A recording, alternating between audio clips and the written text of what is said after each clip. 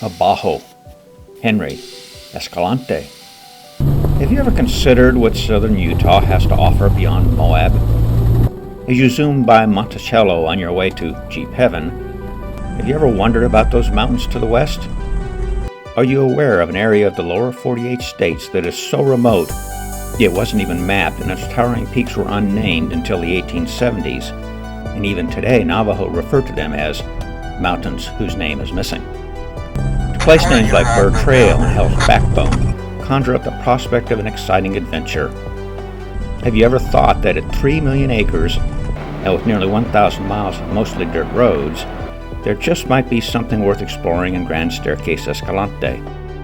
It was those questions that prompted a group of friends, all with experience in the more touristy parts of southern Utah, to decide to take the path less traveled, to see, hear, smell, feel, and taste the B-side of the Beehive State.